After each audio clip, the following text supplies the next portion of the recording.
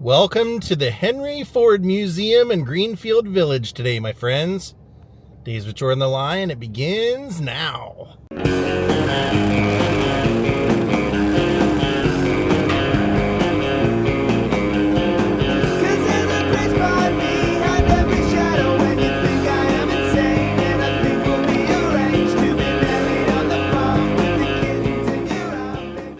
In 1929, Henry Ford created Greenfield Village. Guided by the philosophy of learning by doing, Ford not only paid tribute to his friend and hero Thomas Edison, but also gave Americans a chance to experience history firsthand.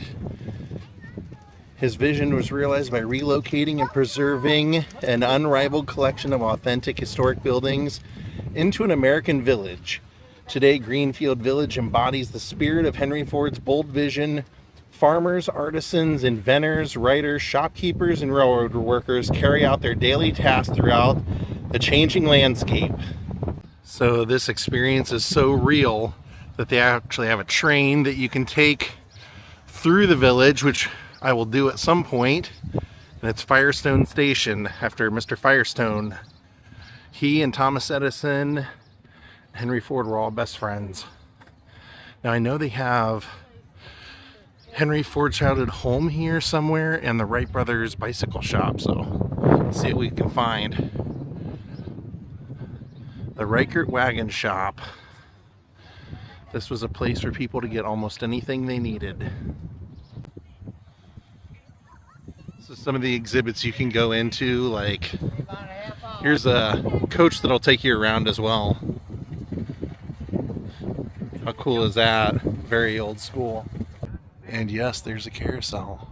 So they have a map of the property, and there's a ton to see. They have, like they said, full-on farms and everything going on. But I think I want to start over here at the Henry Ford Model T section. I'm not too interested today in like the farms and things like that. I'm going to stick with the famous buildings. Now over here we have William Ford's barn, built by Henry Ford's father. Originally stood across the road from the farmhouse. Wow. Then likely served many purposes, including storing cured hay and grains and housing livestock. Neat. See what we can see. Oh, it looks like there are some livestock in there.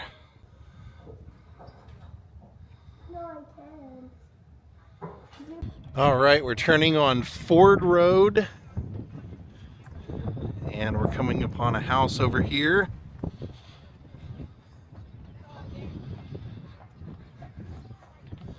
Oh. And some horses. This is the Ford home. Henry Ford, born and raised in this farmhouse, originally located a few miles northeast of Greenfield Village. Wow, simple little home.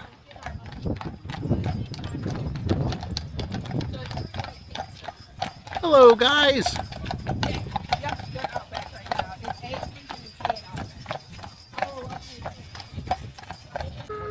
It says from an early age, Henry was more interested in machines than farm work.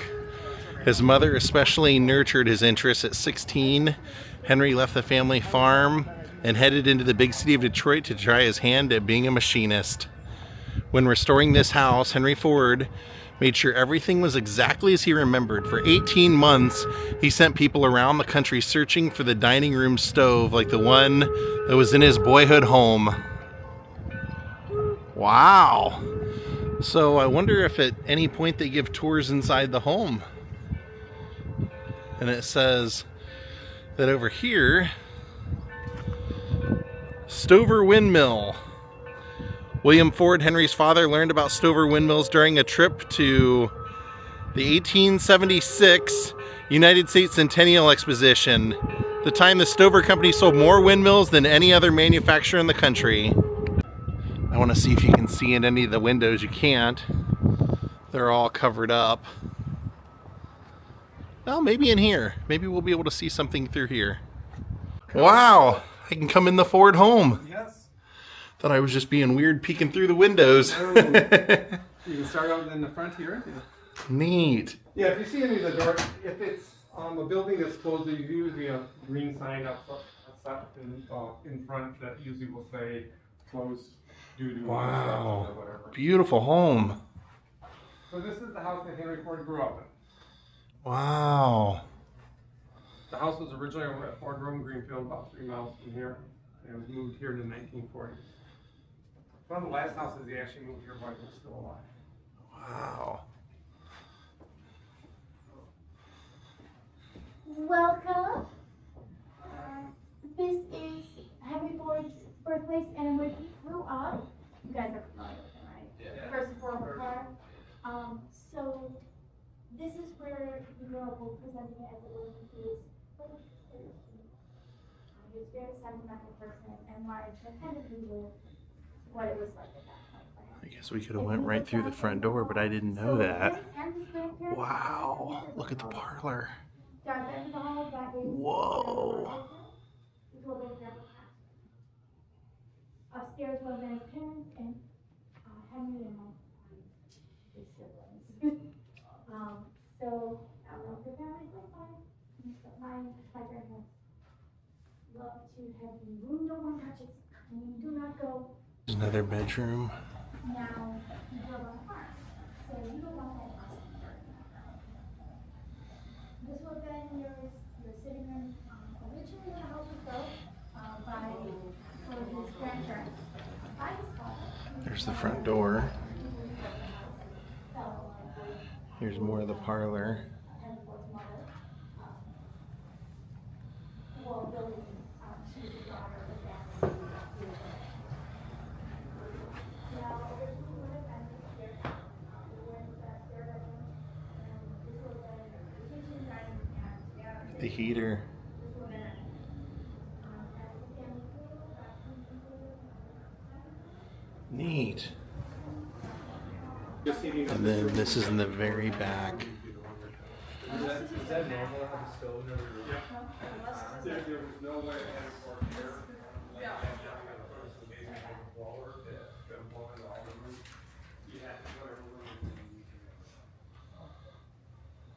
Using your kitchen, you usually start that up first thing in the morning if you gotta make your meals. And they just said there had to be a heater in every room back then. You notice that the way that ceiling is in there, it goes right up to the top of the door, so it allows a lot of the heat there. So right across the house, they have Henry Ford's theater. He wanted his teenage son Edsel to share his passion for tools and machines, so he built him a workshop in a similar room to this one above the garage of their Detroit home. Then over here we're approaching what's called the Bagley Avenue Workshop. Henry Ford built his first automobile in the backyard shed at the duplex he and his wife Clara rented at 58 Bagley Avenue in Detroit. While working as a steam engineer at the Edison Illuminating Company, Henry Ford spent his spare time making an automobile. With help from the talented friends, Ford finished his quadricycle in time for his first drive on June 4th, 1896. He founded the Ford Motor Company in 1903, following 2 years earlier car manufacturing ventures. Or 2 earlier car manufacturing ventures. The shed's doorway was too narrow to allow the quadricycle out, so Henry Ford had to make the doorway wider by knocking out some bricks. Okay, interesting. I love this kind of history.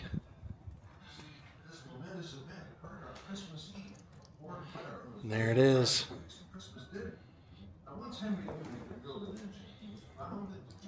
How awesome. This village is amazing. You just got to pick the right time of the year so it's not too cold and not too hot. And then here's the other side of his workshop. Let's see where this takes us. To the Ford Motor Company building. Wowza! And over here, that says riding a Ford, Henry Ford's Model T. Oh, so you can actually ride in one here. It's kind of a cool experience. $14 to do that. And there's the doors to the Ford Motor Company that we saw.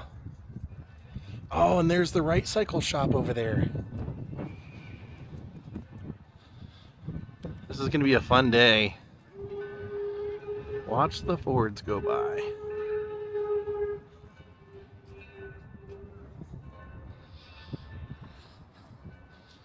Let's see what this is over here first. There's the Ford Motor Company that we were just around the back of. I thought this seemed a little small. It says that this is actually a replica and it's a quarter the size of the original building. Wow. So this is a quarter scale copy of Henry Ford's original Ford Motor Company.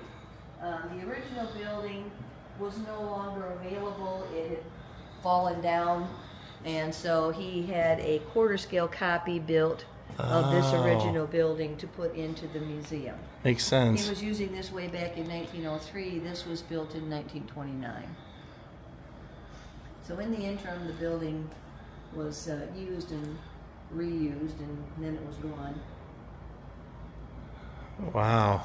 So this is where they were doing what they called a station build. The car would sit in one spot, and all these crates would hold parts, and they would take the parts out of the crate, and then they would build the car while it was sitting in one spot. So Oh, okay. bunch of guys working on each car, taking a part, putting it on, taking another part, putting it on. So you'd have this group of people here, another group here, and another group there, and they'd all be working on their own individual automobile. As opposed to the way he would eventually figure everything out. Built a moving assembly line, and that changed everything. Oldsmobile very nearly beat him to the punch on that, because they were working on something very similar to his moving assembly line. But he was also having some conflict with his people in his company who didn't like the way he was doing things, and so he decided to leave the company. I love how people just peer in the windows. Try opening the door. So at any rate, he left the company that he started that had his name on it, and started another company with his initials, Ransom E. Olds, Rio. And so in the interim, Henry Ford continued to build his moving assembly line and had it done before Oldsmobile did.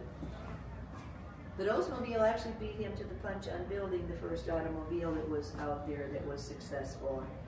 They built something they called the Curved Dash O's. It kind of looked like a sleigh. Huh.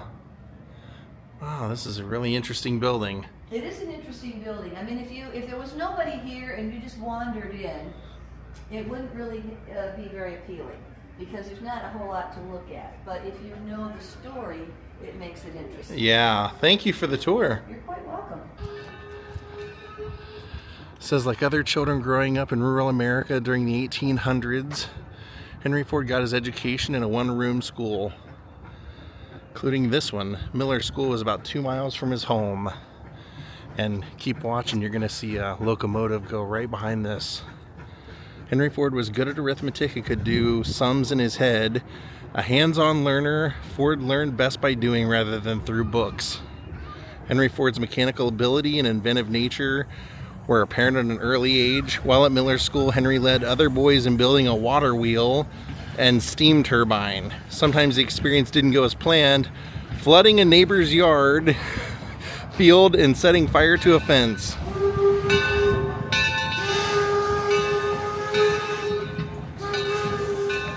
This is called the Chapman family home, and it's tied to Henry Ford because this was Henry Ford's favorite teacher. When Chapman moved from Scotch settlement to Miller School, young Henry followed him, and that's the school that we saw over there. It was the home of country school teacher John Brainerd Chapman and his wife Susie. He taught several terms in one-room schoolhouses in Dearborn and Springwells Township. The rest of the time he was a farmhand and a cooper, making barrels for local farmers. So let's see his house. In country schools during the late 1800s, most men did not teach full-time. John Chapman worked at other tasks most of the year, as a farmhand and as a cooper, making barrels for local farmers. In the early 1880s, Chapman moved to nearby Detroit in search of the new opportunities offered in the rapidly growing This city. is bedroom. His home is furnished in keeping with the modest lifestyle of a country school teacher in the 1870s. The furnishings are mostly mass-produced and inexpensive.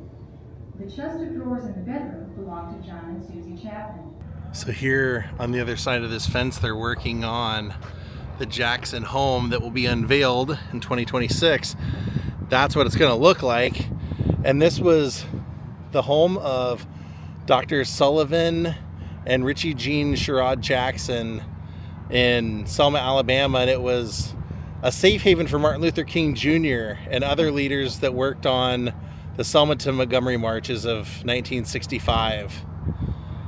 Those marches led to the Voting Rights Act. So kind of an important piece. And there's a picture of, this was the Life magazine thing I was telling you about. Inside the Henry Ford Museum, they have some pajamas that Martin Luther King Jr. wore while he was staying there. But that's from the inside of the house that will soon be there. Oh, this is really cool. George Washington Carvers Cabin. I read about this. Analyzed crops and other plants to identify hundreds of products made from them. He also wrote dozens of publications advising farm families about health, nutrition, and agricultural practices. He was born in rural Missouri in 1863, later earning degrees in agricultural science from Iowa Agricultural College before moving to Alabama to teach and direct agricultural research at Tuskegee Normal and Industrial Institute. Carver's work caught Henry Ford's attention. Ford built this cabin as a memorial to Carver and presented it to him in 1942. Very cool. So this was a gift from Henry Ford to another one of his heroes.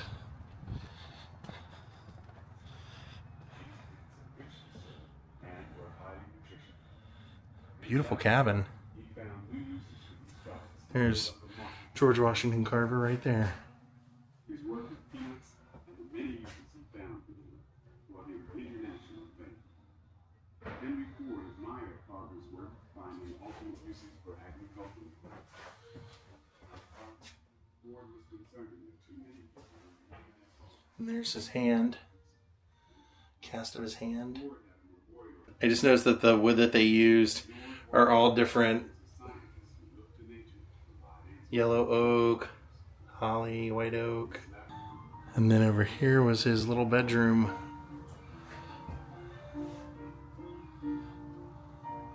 Nice cabin. Then the floor back here, I'd be a little careful of, but all of these buildings had to be completely disassembled, board by board, numbered, and put back together. So for Henry Ford to care about these buildings enough to do that, each one of them had to have a specific purpose or a history to it. Someone lived there. Like, there had to be something specific that he admired about what happened there for him to choose that house. So keep that in mind as we see all this stuff. Here's the Scotch Settlement Schoolhouse. We've already heard about this. Warning bells summoned millions of children from America's farms and country villages to one-room schools like this one. Henry Ford attended this schoolhouse from 8 to 11. When he got older, he restored the buildings, then brought it to Greenfield Village and used it as the first classroom for his experimental Edison Institute school system. It says that at the dedication of this, Ford sat at a desk here that was situated in the same location where he sat as a boy. He then carved his initials into the replica desk, just as he had done on the original so many years ago. Oh, cool. So this is where that one teacher was at that he loved and followed him to the next school. Wow. It's time to settle down to a full day study, which may have included reading, penmanship, arithmetic, spelling, geography, history, music, and art. Boys, sat on one Wonder side, which one he carved his name into. the youngest children sat in the front rows, just behind the recitation benches, and the oldest children sat in the back. Well, there's the dunce cap. Certain regular chores were assigned to specific pupils, often on a weekly or monthly basis. One child might be given the responsibility of bringing in firewood or fresh drinking water. doorstep in the wintertime. Here's a medieval garden that Henry and Clara built. It's kind of a passion of theirs. It's called the Garden of Leavened Heart. And the medieval garden is actually in front of what's called the Martha May Chapel. And this was a chapel that Henry built in dedication to his mother and his mother-in-law. Being that chapels were so central to their lives and the lives at the time. Hello. Hello. Welcome to the Martha Mary Chapel. The Institute started in here. Wow. Yes, it did. Yes. So this was never actually used as a church or chapel. It was part of the school. Okay. 15-20 minutes. They did some songs, some readings, and then they left here and they would use the buildings surrounding here as their classrooms. Oh, wow. Interesting. So the school ran from 1929 to 1969. Look at this. Look at this intersection. We got that going by. We've got these guys going by.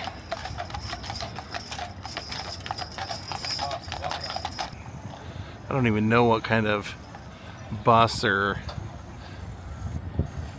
thing this was. Alright my friends, I hope you enjoyed today's vlog. We are going to come back at you with another video from Greenfield Village tomorrow. Have a great night and goodbye.